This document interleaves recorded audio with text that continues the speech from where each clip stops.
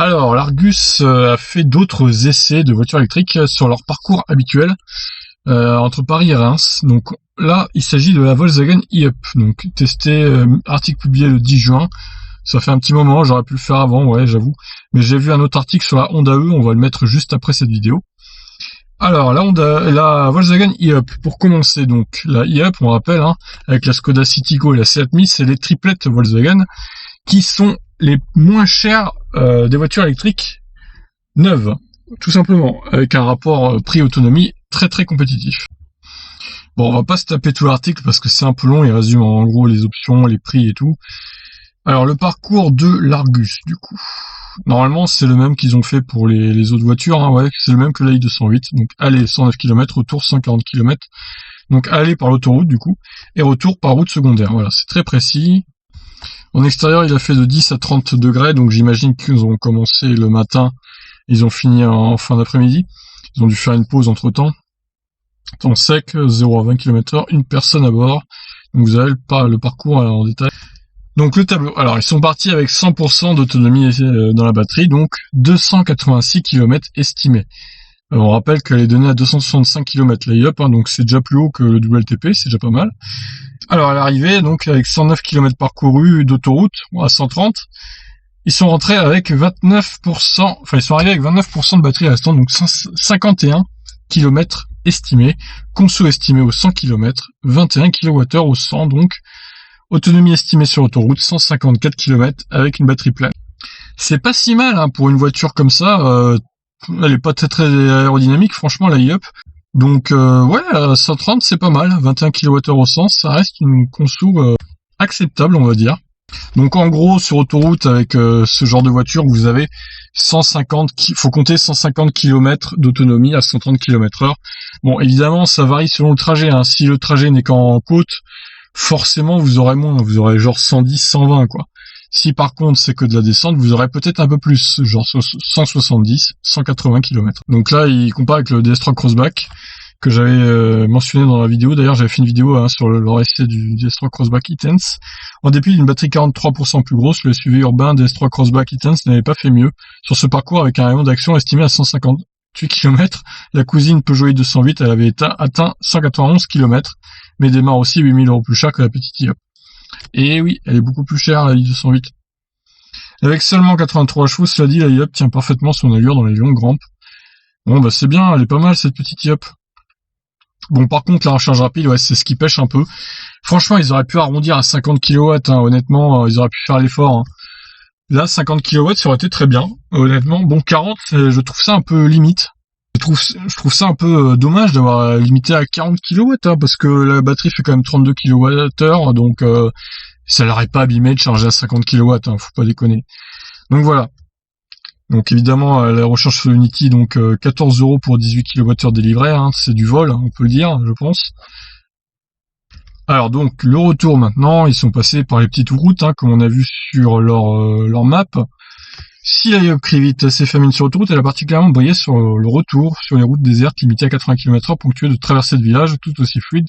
Notre citadine, surprise, a tout simplement divisé par deux sa consommation. 10,5 kWh au 100 contre 21 kWh sur autoroute, et finalement 11,5 kWh après les 35 derniers kilomètres parcourus sur voie rapide à 110 km/h. Ah ouais, faut avouer qu'elle consomme rien, hein, cette voiture, c'est fou, hein. Et encore, je pense pas que les mecs de l'Argus soient des pros de l'éco-conduite. Je suis sûr qu'il y a moyen de faire encore mieux que ça. Donc honnêtement, franchement, à niveau efficience, ils ont bien géré là, parce que elles ont l'air très très frugales niveau conso. Hein.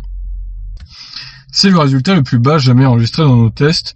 Pourtant, la rayon d'action sur ce parcours a quelques 280 km, soit 20 km de plus que l'autonomie homologuée, ainsi que le WLTP, et 25 km de plus qu'une Peugeot i208, certes avec un léger vent de face. Ah ouais, elle avait un petit vent de face. Bon après, cette belle sobriété n'altère pourtant pas l'agrément de conduite très correct pour une citadine. Voilà, donc 5 niveaux de régénération, c'est pas mal. Il n'y a pas les palettes au volant, c'est dommage, mais bon. Je pense que ça aurait coûté plus cher, hein, évidemment. Bon, ils ont pas testé la ville, hein, comme tous les VE qui testent, ils testent pas en ville, ça sert à rien. Rayon d'action proche des 300 km avec les batteries pleines, de quoi tenir une bonne semaine sans se soucier de la recharge. Oui, je pense même qu'elle peut, ouais, même 320, hein, on peut dire en ville, par un temps estival, 320, 330, je pense que c'est faisable. Ouais, alors niveau équipement, oui, c'est vrai qu'elle a pas de GPS intégré cette e-up, mais bon, c'est un peu dommage qu'il ait pas même proposé en option. Ça aurait pu intéresser des gens, mais bon, il se doute que les gens ont des smartphones avec GPS maintenant. Donc ils se disent, est-ce qu'il y a vraiment besoin de ça? Bon, en même temps, je les comprends parce que ça fait aussi partie de la voiture pas chère, hein, qui n'a pas le GPS. Faut pas rêver, à ce prix-là, on peut pas tout avoir, hein, c'est sûr. Donc on va lire leurs conclusions. Avec sa batterie de 32,3 kWh utile contre 46,2 minimum pour les autres modèles électriques essayés sur notre parcours, donc les Peugeot, hein, Citroën, DS3, la Volkswagen e-up n'affiche logiquement pas le meilleur rayon d'action de nos tests. Pourtant, elle a égalé certaines électriques du segment supérieur grâce à une qualité plus marquante, sa consommation maîtrisée. Avec 11,5 kWh au 100 sur route et 21 kWh sur autoroute, elle reste celle qui a consommé le moins d'énergie sur notre boucle d'essai. Un usage mixte ville-route lui assure donc près de 300 km d'autonomie en été, suffisant en usage quotidien, où la e-up se signale aussi par son bel agrément de conduite.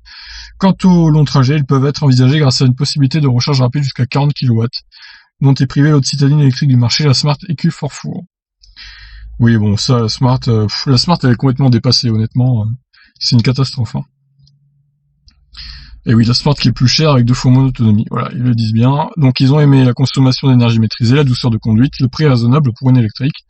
Ils ont regretté les options tout de même nombreuses. L'amortissement perfectible sur mauvaise route avec les roues de 16 pouces optionnelles.